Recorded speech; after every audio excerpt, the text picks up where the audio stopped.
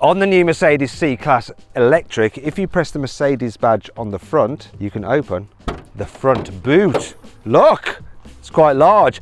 Question is though, is it large enough for a suitcase? Well, let's find out. It appears that it is. The car gets a panoramic glass roof with special digital dimming. So if I press that button there, dims it out. I can actually give it a motif. And then I can change the colour of little Mercedes stars which are embedded in the roof. So look, I'll have them in blue, or maybe I'll go for green. Nice. The reversing camera is hidden underneath the Mercedes badge, so when you put it in reverse it pops out, and then when you drive away again it disappears. It's clever. But is the rest of the new C-Class Electric just as smart? Well, that's what I'm going to find out, but there's a problem. I'm in Finland at Helsinki airport and I only have 4 hours with this car before I've got to be back here for a flight home. Now I've got to take this car to a special testing centre to learn all about it. I'm going to try and performance test it. I'm going to see how good its range really is, and I'm going to see if this car is really as good as Mercedes claims. I'm Matt Watson, you're watching Car Wow, and we better get moving. The first thing I'm going to do is reset the trip computer. They're done, so that I can get the overall energy consumption of this car during my test drive and work out the estimated real life range of the new C-Class EV. Now, first thing I'm going to do is head to a testing centre. It's about 30 minutes away, where you can try various features of this car. Let's go.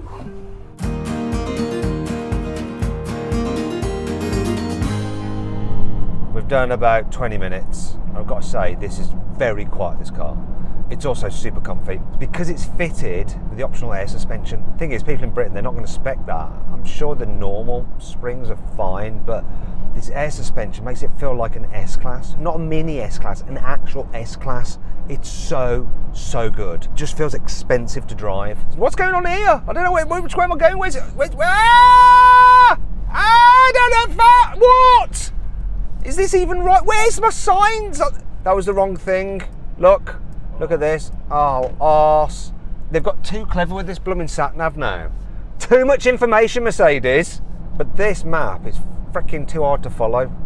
We've had another development. I've cocked up again. This is mainly my fault. We should have gone like left and gone down that way, but I went across at a junction. I blame the signs again. The signage on here isn't quite big enough telling me which way to go, and as a result I'm having to do this stupid detour. It's added more distance, more time, and time is seriously running out. After all those detours, we've finally arrived here. I bet someone from Mercedes tries to drag us out the car. They usually do that. What I want to do though first is find out what our efficiency has been while we've been cruising along at motorway speeds. We're consuming we're doing 16.5 kilowatt hours per 100 kilometers. That's significantly better than the 3 miles per kilowatt hour I managed when I reviewed the new electric GLC, and that's really interesting because these two cars are basically identical underneath. So this shows a cutaway of the car's powertrain.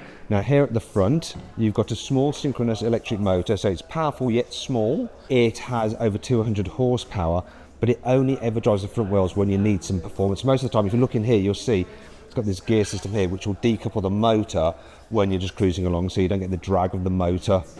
Now this particular car, as you can see, look, it's got the air suspension, the adaptive air suspension, which is optional. Moving down the side, you'll see the big battery pack, 94 kilowatt hours, and Mercedes have done this thing here where they've separated out like all the control units here from the battery.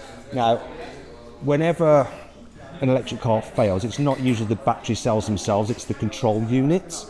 And it doesn't happen often, but if it does, that's the problem. That's why Mercedes have separated them, so if that goes wrong, it's easier to fix. Now we come to the back, and here we have the main motor, does most of the driving. It's got 400 horsepower, this has. And it's got a 2-speed gearbox. This is the gearbox there, which is good for away from the line acceleration, but also efficient when you're cruising. Now combined, total system output is 489 horsepower. You'll also notice here, if you come around here, look, see this unit? That is the optional rear axle steering. It can turn the rear wheels at 4.5 degrees, and that helps make the car more agile. But we need to find out just how agile it is by driving it quite quickly. I've been very impressed with how this car drives when you're just cruising along on the highway. But Mercedes says that they're very proud of how it actually handles a twisty road. But I'm not convinced, you see, because it's a 2.5 ton car. It can't possibly be that good. And what I'm going to do now is have a rip of it round this little handling circuit. It's about 2 kilometers long. It's as wide as a country road, and it should allow me to test the dynamics of this car safely. Let's do it. So this is Gina. Hello. She's my racing instructor. She's going to lead me out, make sure I don't go astray. But Gina, there's something weird, right? Like normally you have radios to talk from car to car when we're doing this sort of thing. What's going on here? Yeah, we're having a Teams call right now, which I think is the best way to show what this is capable for. So you're going to be giving me directions on my driving. Yes. From the driver's seat, and I'll be able to see you. So important for you now, when we're standing, you can see the camera rolling, you can see what I'm doing while I'm driving. But once we start rolling, this display will be switched off. You will still hear me, but you cannot see me. Oh, okay. I can see the little camera there. If you look here, you can see the camera just in there. So yeah, you can use it for business meetings or just chatting with your mates on video call from car to car. Go on then, let's do this. All right. Hello. Right, welcome to the Teams call. Now you can see me. Hello. Hello. All right. So do you want to know what car Gina actually owns herself? Just you know, it's always interesting. I found out earlier. She's got a Golf GTI, VW Golf GTI, not Mercedes. Just saying. Do you want to keep it? Okay, here we go. It's quite hard to catch Gina. She's going a bit quickly.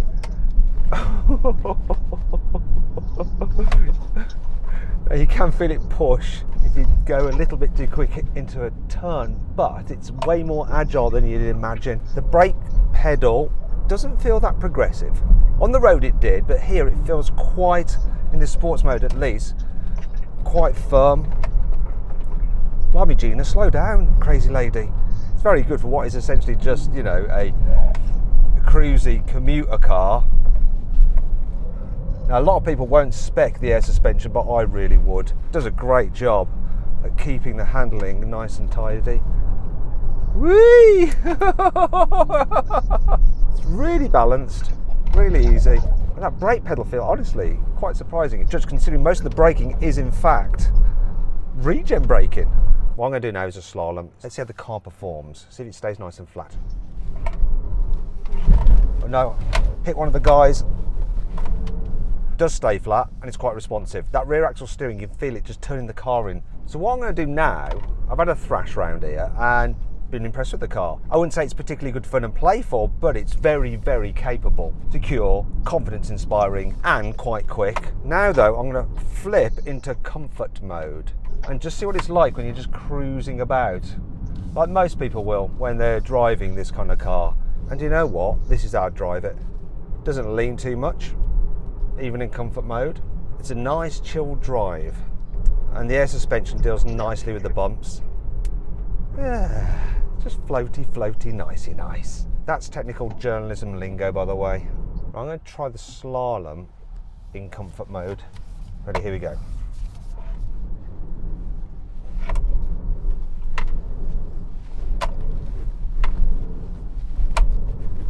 Yeah, you do notice the difference quite markedly between sport and comfort, but I was driving quite quickly there. You're not going to be doing that on a road. Most of the time, comfort is going to do the job, and it's better to have that added waft in the car because it just feels like more luxurious and more Mercedes. But if you want to be a bit more sporty, it will do that. But I just don't think it has like that full element of sportiness that you might have from some other cars. You know, it's still a safe, well-balanced EV. Let me just try the turning circle. So this rear axle steering means that the car turns in about 11.2 meters, which is a whole meter less than if you don't have rear axle steering. It's very maneuverable. Do you know what though? Following behind Gina, there's something I've noticed that I really like about the car and something I don't, and it's all to do with the design. I quite like the rear end of this, the way you have the little Mercedes 3-point star in the tail lights, and I especially liked it in that blue colour rather than this white. This being the AMG-Line, it has a sportier rear bumper than the standard sport model. Moving down the side, alloy wheels aren't overly sized, they range from 19 up to 20s. Now this particular car has this black pack. What would be chrome is dark black. The AMG-Line also has extended sort of sporty side skirts as well over the standard sport model. And at the front, the sport has a different lower bumper, which doesn't look anywhere near as nice as this more aggressive AMG-Line version. There you have like these big air vents, and those vents are real. Now, that brings us onto the grille. Yeah, it might be showy offy and look good at night when it's illuminated, but I just don't think it looks great. Really doesn't. And if you have the sport model with the chrome rather than the black, it looks terrible. Look at that. Oh my God, what have you done, Mercedes? It's a shame because I do like the headlights, once again with the three-pointed star, which matches that on the center of the grille. But the interior of this car is dominated by this huge screen. It's massive. If you don't like screens, you're not going to like it. If you do, you're going to think this car feels very high tech. Be warned though, if you have the entry-level model, these screens are actually broken up with a bit of bezel in between them. It's not continuous like in this range topping version. In terms of the graphics, they're colourful, the system is responsive, but there are lots and lots of menus to dig into. And if you need to control the climate, then it is through the screen. There's no actual physical buttons to do it here, which is annoying. Tell you what's also annoying, the steering wheel buttons, which are touch sensitive and clicky at the same time, so you get a bit confused, especially when you're trying to change all the different menus through the digital driver's display, of which there are many, and then you can do the menus for the heads-up display if you've got that fitted to the car as well. In terms of quality, oh, yep, so bits of it feel really nice, like solid and Mercedes-y. Yeah, that feels nicely damped as well. However, there's bits that feel cheap. The door handles, like some child's plastic toy. What is that all about? Yet they've spent money on the window switches. They are nice. Once again, this button that you press to open up the central cubby feels very, very cheap. The leather on this, lovely. Now let's move on to the storage. So decent storage in there. You've got two cup holders there with little grippers, so they'll hold even smaller bottles. You've got your wireless charging pads there, which are cooled. And underneath here, you have some more storage and a strap for tying down your bag and some USB-Cs. Your glove box is here, but it's quite small. Seats are comfy, and you can adjust the headrest like this. I quite like that. Good. And you have some decent sized door bins there which go back quite a way. And here in the front it feels like quite a large, spacious car. But does that ring true in the back seats? This electric version of the C-Class has a 9 centimetre longer wheelbase than the internal combustion engine version. As a result, we have more knee room. Knee room is good. There's a decent amount of foot space as well. The issue is headroom. So this glass roof does mean you have plenty of headroom there, but if you're sitting back, you don't have so much headroom there. I think people over 6 foot might struggle a little bit. Another thing I'm noticing is that because you've got the batteries underneath the floor, there's not quite so much under thigh support because your knees are quite raised up, as you can see. It's not uncomfortable because the seats themselves are very nice. I'm also surprised there's not a completely flat floor. There's this hump here. Why? It's an electric car. Surely you should have a completely flat floor. But there's enough space in the footwells, so it'll be okay-ish for carrying 3 people in the back at once, I imagine. Fitting the child seat should be easy because these ISOFIX anchor points are dead easy to get to. Look at that, love all that. I also love this, look, come on, you can do it. Through loading, so we've got 40, 40, 20 split rear seats, and this. No cup holders there. Mercedes keeping it real with your phone holder. I don't know why you're going to put your phone in that. You're not going to be able to see it from that angle, but those are your cup holders. And look, it's got a friendly face. Door bins here in the back are good, and that soft touch material down there. They haven't cheaped out here in the back. Apart from maybe, no, Mercedes, you let yourself down again. Look what's with that. And once again, I'm going to be touching it because I'm going to be plugging in my phone to charge it there, and I'll be feeling that cheap plastic. Shame, because otherwise it feels quite luxurious. Then it should do. It's expensive. It's a Mercedes. But there's one thing that really bugs me. Look at this. This is probably the worst that I've seen on any car. That's as far as the windows go down in the back. I need to crack on with the boot. The C-Class Electric has a large boot. Its capacity is 470 litres, which is big for this kind of car.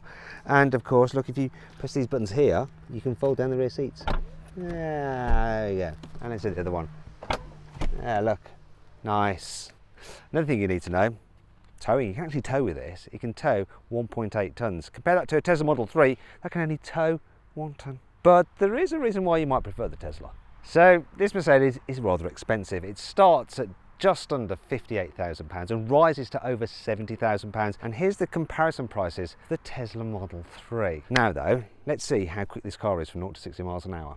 Right, we've got to find somewhere to launch this car where it's safe, but it's got to be nearby because the plane will be taking off in just over an hour.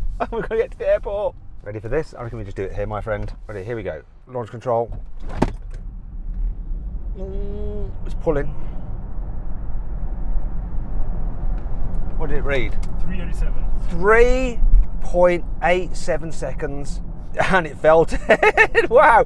Actually, when you floor it, the pickup's pretty brutal. Yeah, it's fast. There is another performance stat you need to know about this car, and it's its charging. If you can find a charger quick enough, it will charge at over 300 kilowatts. That means you can have 200 miles of claimed range in just 10 minutes.